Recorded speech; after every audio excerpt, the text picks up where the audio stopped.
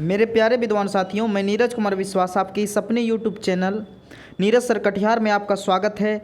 तो आपको जैसा कि पता होगा 14 से लेकर के आपका एग्ज़ाम डीएलएड का शुरू हो गया है। तो हम काफ़ी महत्वपूर्ण क्वेश्चन जो कि प्रैक्टिस सेट 1 लेकर के आ रहे हैं और इसमें से आपका साइंस के कुछ महत्वपूर्ण प्रश्न रहेंगे जिसमें से 18 से 20 नंबर आपका पक्का है। इसीलिए वीडियो पर बने रहेंगे शुरू से अंत तक। अगर वीडियो बढ़िया लगेगा तो अपने मित्रों दोस्तों के साथ अवश्य साझा करेंगे। तो चलिए समय नहीं गंवाते हुए हम लोग क्वेश्चन पर बात करते हैं। आज से आपका प्रैक्टिस सेट चालू हो जाएगा आपके इस अपने YouTube channel Neeraj sir Katihar में। तो इसीलिए आप लोग अवश्य चैनल को सब्सक्राइब कर लें और टेलीग्राम अवश्य ज्वाइन कर लें, क्योंकि टेलीग्राम पर क्यूज होती है और अपना जितना आप ज़्यादा क्यूज देंगे उतना आपका ज़्यादा प्रैक्टिस होगा और उतना आप परफेक्ट बनेंगे। पी से प्रैक्टिस, पी से परफेक्ट। अगर आपको परफेक्ट बनना है तो प्रैक्टिस करना बहुत ही ज़रूरी है।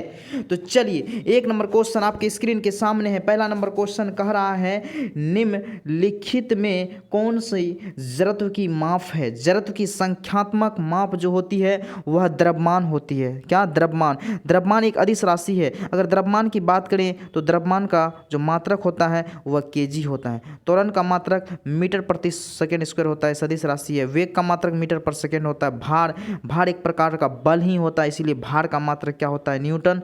और आपको पता होगा कि बल का भी मात्रक क्या होता है? न्यूटन।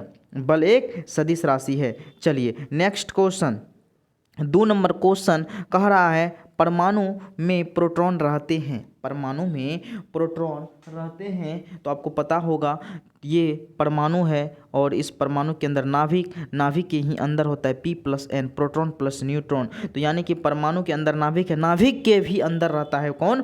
प्रोटॉन। तो हम बोल सकते हैं नाभिक के भीतर, नाभिक के क्या? भीतर। और इसी प्रोटॉन प्लस न्यूट्रॉन को सम्मिलित रूप से न्यूक्लियॉन भी कहा जाता है। प्रश्न पूछेगा, परमाणु में किन 2 मौलिक कण पाए जाते हैं? तो प्रोटॉन प्लस न्यूट्रॉन पाए जाते हैं। इलेक्ट्रॉन इसके चारों ओर वृत्ताकार कक्षा में क्या करते हैं? चक्कर लगाते हैं। तो इसीलिए नाभिक के भीतर, ऑप्शन नंबर यहाँ पर आपका एक करेक्ट आंसर है, नाभिक के भीतर। चलिए नेक्स्ट क्वेश्चन की हम लोग बात करते हैं। 3 नंबर क्वेश्चन कह रहा है, बॉटनी शब्द की उत्पत्ति किस भाषा से हुई, किस शब्दों से हुई थी? तो यहाँ पर आपका ग्रीक से। किससे हुई थी? ग्रीक शब्दों से हुई थी। ऑप्शन नंबर यहाँ पर आपका डी करेक्ट आंसर है, botany. Father of botany Theophrastus. चलिए नेक्स्ट क्वेश्चन, समस्थानिक किसे कहते हैं? आपको जानना पड़ेगा। मान लीजिए 2 तत्व है, अगर दोनों तत्वों का एटॉमिक नंबर Z, दोनों तत्वों का अगर Z समान है, एटॉमिक नंबर समान है, मास कुछ भी हो, मान लीजिए A1 A2, मास दोनों का अलग अलग है, तब वह क्या हो जाएगा? समस्थानिक हो जाएगा।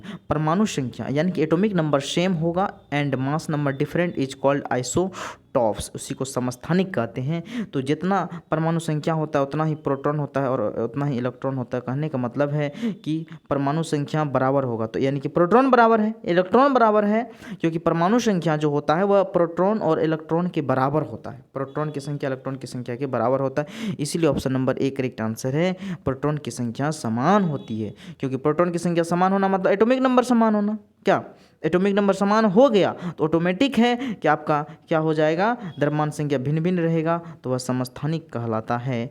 ठीक है। और इसी का उल्टा समभारिक, जिसमें भार समान हो परंतु परमाणु संख्या अलग अलग हो तो उसे समभारिक कहा जाता है, जिसको हम लोग इंग्लिश में आइसोबार कहते हैं। क्या कहते हैं? आइसोबार। 5 नंबर का रहा है, निम्नलिखित में से किसमें ऋणात्मक आवेश होता है? ऋण आवेश होता है। आपको पता होगा इलेक्ट्रॉन पर चार्ज होता है नेगेटिव, प्रोटॉन पर चार्ज होता है पॉजिटिव, न्यूट्रॉन पर चार्ज होता है शून्य, और आपको पता होगा बीटा पर चार्ज होता है नेगेटिव। यही कारण है कि बीटा किसके सदृश है? इलेक्ट्रॉन के सदृश है। और अल्फा पर चार्ज होता है डबल पॉजिटिव चार्ज होता है, और अल्फा किसके सदृश है? प्रोटॉन के सदृश है। और गामा पर चार्ज नहीं होता है, और यहाँ भी न्यूट्रॉन में चार्ज नहीं होता, इसीलिए गामा किसके समतुल्य है? तो न्यूट्रॉन के समतुल्य है। तो यहाँ पूछा है किसमें ऋणात्मक होती है? ठीक है, तो बीटा कण ऋणात्मक होती है। क्या होती है? बीटा कण ऋणात्मक होती है। Option number C correct answer है। तो रेडियो एक्टिव एलिमेंट से 3 प्रकार का किरण निकलता है, एक अल्फा बीटा गामा रे निकलती है। ठीक है, अल्फा बीटा गामा। और ये परमाणु के 3 मौलिक कण इलेक्ट्रॉन, प्रोटॉन और न्यूट्रॉन। इलेक्ट्रॉन की खोज जे थॉमसन, प्रोटॉन की खोज गोल्डस्टीन और न्यूट्रॉन की खोज जेम्स चैडविक 1932 ईस्वी में किया था, याद रखिएगा। चलिए नेक्स्ट कह रहा है फाइकोलॉजी। देखिए ये दोनों क्वेश्चन, 2 क्वेश्चन ऐसे हैं जो कि कन्फ्यूजन बना रहता है सभी लोगों को। थोड़ा ट्रिक याद रखिएगा, कम क्या बोलें? कम साफ। क्या याद रखिएगा बाबू, कम शाफ याद रखिएगा। क से कवक होता है, म से माइकोलॉजी। कहने का मतलब है कि कवक का अध्ययन माइकोलॉजी, कम क से कवक, म से माइकोलॉजी। शैवाल, स से शैवाल, फ से फाइकोलॉजी। तो शैवाल का अध्ययन क्या कहलाएगा, फाइकोलॉजी। साफ, स से शैवाल, फ से फाइकोलॉजी। तो शैवाल का अध्ययन फाइकोलॉजी कहलाता। यही क्वेश्चन पूछा है क्या, यस। तो शैवाल का अध्ययन फाइकोलॉजी, कवक का अध्ययन माइकोलॉजी। 7 नंबर कह रहा है कि निम्नलिखित में से समय का मात्रक नहीं है। तो देखिए समय का मात्रक नहीं है, आपको पता होगा अधिवर्ष, चंद्रमा, ये सब माह हो गया, वर्ष हो गया, ये सब समय का मात्रक है, समय को बतलाता है। लेकिन प्रकाश वर्ष दूरी का मात्रक होता है, इसीलिए ऑप्शन नंबर यहाँ पर आपका सी करेक्ट आंसर है, दूरी। चलिए नेक्स्ट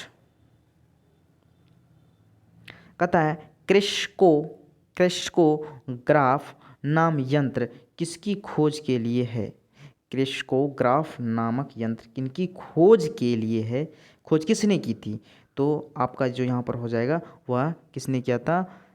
तो 8 number question option number A Jagdish Chandra Bose ने किया था। किसने किया था, Jagdish Chandra Bose. Option number A is the right answer है।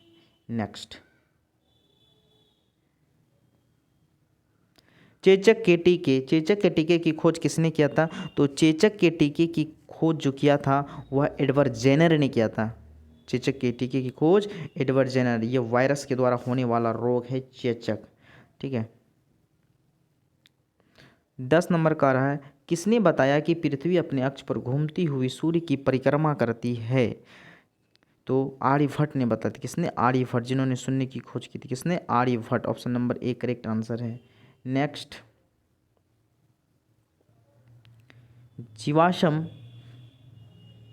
जीवाश्म वनस्पति विज्ञान में अध्ययन किया जाता है। किसका अध्ययन किया जाता है, जीवाश्मों का। नाम से ही पता चलता है, जीवाश्मों का अध्ययन किया जाता है।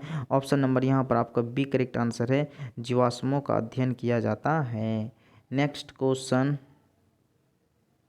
12 नंबर क्वेश्चन।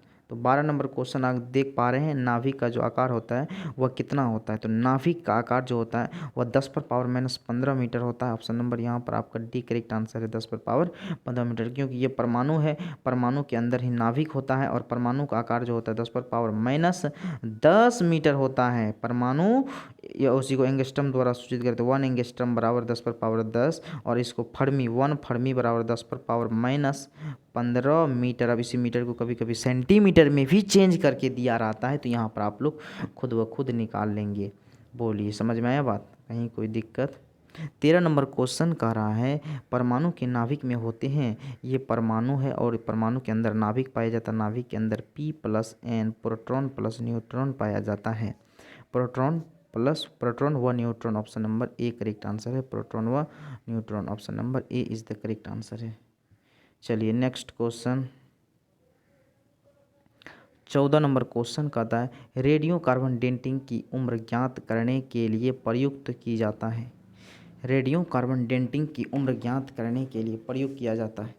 क्या प्रयोग किया जाता है, याद रखिएगा 14 का option number B correct answer है, जीवाश्मों का प्रयोग करते हैं। किसको, जीवाश्म ईंधन का प्रयुक्त करते हैं। Option number B correct answer है। चलिए नेक्स्ट क्वेश्चन की हम लोग बात करते हैं। 15 नंबर क्वेश्चन की हम लोग बात करते हैं एसआई पद्धति में लेंस की शक्ति की इकाई क्या होती है। एसआई पद्धति में लेंस की शक्ति का जो मात्रक होता है वह डायप्टर होता है। दूसरा मात्रक भी होता है, आपको ध्यान देना होगा। लेंस की क्षमता P बराबर जो होता है वो 1/f होता है। 1/f का मात्रक होता है क्या, f मीटर में होता है, मीटर। तो इसी को पर मीटर बोलिए, प्रति मीटर बोलिए, या डायप्टर बोलिए, डी द्वारा सूचित करते हैं, ठीक है। तो लेंस की क्षमता का मात्रक डायप्टर बोलिए या पर मीटर बोलिए। ऑप्शन नंबर यहाँ पर आपका बी करेक्ट आंसर है। नेक्स्ट प्राकृतिक वर्ण का विशेष सिद्धांत किसने दिया। प्राकृतिक चयन का सिद्धांत, नेचुरल सिलेक्शन का सिद्धांत किसने दिया था। तो चार्ल्स डार्विन ने दिया था। चार्ल्स डार्विन ने दिया था, ठीक है। प्राकृतिक चयन का सिद्धांत चार्ल्स डार्विन ने दिया था, ठीक है। चलिए नेक्स्ट किस तत्व के सर्वाधिक समस्थानिक होते हैं। किस तत्व के सर्वाधिक समस्थानिक होते हैं? तो आपको पता होगा सबसे अधिक समस्थानिक वाला तत्व जो होता है वो पोलोनियम होता है। आपको कमेंट सेक्शन में बताना है कि पोलोनियम का जो है कितनी समस्थानिक होते हैं, कि समस्थानिकों की संख्या पोलोनियम का बताएंगे आप लोग कमेंट सेक्शन में, ठीक है। चलिए नेक्स्ट क्वेश्चन 18 नंबर क्वेश्चन कर रहा है, निम्न में से कौन परितंत्र और जैवीय घटक है? कौन सा परितंत्र और जैवीय घटक हैं? तो आपका जल और जैवीय घटक हैं। Option number C correct answer है। नेक्स्ट क्वेश्चन की हम लोग बात करते हैं। 19 नंबर क्वेश्चन कहता है, निम्नलिखित में से बेकिंग सोडा कौन है? बेकिंग सोडा कौन है? 19 नंबर क्वेश्चन। तो बेकिंग सोडा के बारे में आपको पता होगा। बेकिंग सोडा जिसको हम लोग कहते हैं खाने वाला सोडा NaHCO3, इसी का नाम है मीठा सोडा बोलिए, खाने वाला सोडा बोलिए, ठीक है, बेकिंग सोडा बोलिए, या इसी का रासायनिक नाम की अगर बात करें तो सोडियम बाइकार्बोनेट होता है, जो कि option number B correct answer है, सोडियम बाइकार्बोनेट। 20 नंबर कह रहा है, हीलियम की खोज। हीलियम की खोज किसने किया? तो हीलियम की खोज जो है, हीलियम जिसका एटॉमिक नंबर 2 होता है, द्रव्यमान संख्या 4 होता है, ठीक है। अल्फा हीलियम का नाभिक, अल्फा कण किसका नाभिक है? दरअसल हीलियम का ही नाभिक है। और हीलियम एक अक्रिय गैस है। वायुयान के टायरों में हीलियम गैस भरी जाती है, ये भी ध्यान में रखना है। और 20 नंबर क्वेश्चन कह रहा है, हीलियम की खोज लेकेयर ने किया था, option number B correct answer है। तो चलिए वीडियो बड़ा ना हो जाए, इसी वजह से हम एक ही पार्ट में इसको रखें सेट को, फिर पुनः दोबारा पार्ट 2 हम लेते आएंगे। अगर वीडियो बढ़िया लगा होगा तो आप पार्ट 2 के लिए अवश्य कमेंट करेंगे और ज़्यादा से ज़्यादा लोगों के बीच शेयर करेंगे। आपको जो है एक क्वेश्चन अगर हम बता रहे हैं तो उस पर 3-4 क्वेश्चन आपका बनेगा, कवर हो जाएगा। समझ गए बातों को? अगर आप 20 क्वेश्चन पढ़े हैं तो आपको लगता होगा कि हाँ हम 20-25-100 क्वेश्चन दिमाग में आ गया होगा, ऐसा लगना चाहिए। ढेर पढ़ने से नहीं होता है बाबू, ढंग से पढ़ने से होता है। समझ गए बातों को? और कॉन्सेप्ट भी हम क्लियर करते हैं। और हीलियम कैसा तत्व है? अक्रिय तत्व है। और ये आवर्त सारणी के किस ग्रुप में है? तो आप लोग कमेंट सेक्शन में अवश्य बताइएगा कि हीलियम जो है आवर्त सारणी के किस ग्रुप में है। जब पीरियोडिक टेबल पढ़ाएंगे तो आपको बताएंगे ग्रुप क्या होता है, पीरियड क्या होता है, त्रिक्स नियम क्या होता है, न्यूलैंड्स का अष्टक नियम क्या होता है, मेंडलीव ने आवर्त सारणी किस पर सजाया था, मोस्ले ने आवर्त सारणी किस पर सजाया था, मोस्ले का आवर्त सारणी में आवर्तों की संख्या क्या थी, वर्गों की संख्या क्या थी, ग्रुप्स कितने होते हैं, हेलोजन तत्व क्या होते हैं, अल्कली मेटल क्या होते हैं, अल्कली अर्थ मेटल क्या होते हैं, अक्रिय गैस क्या होते हैं, ये सारा चीज़ पर हम चर्चा अवश्य करेंगे। ठीक है, तो आप लोग जो है जितना समय रहेगा आप लोगों के लिए हम उतना समय अवश्य देंगे। ठीक है, और आप लोग वीडियो का मांग जितना जल्द करेंगे उतना जल्दी वीडियो डालेंगे और कम से कम समय में ज़्यादा से ज़्यादा चीज़ों को हम प्रैक्टिस कराने का प्रयास करेंगे। अगर आप टेलीग्राम चैनल पर नहीं हैं तो डिस्क्रिप्शन में टेलीग्राम चैनल का लिंक भी दिया गया है, तो आप लोग अवश्य ज्वाइन कर लें। धन्यवाद।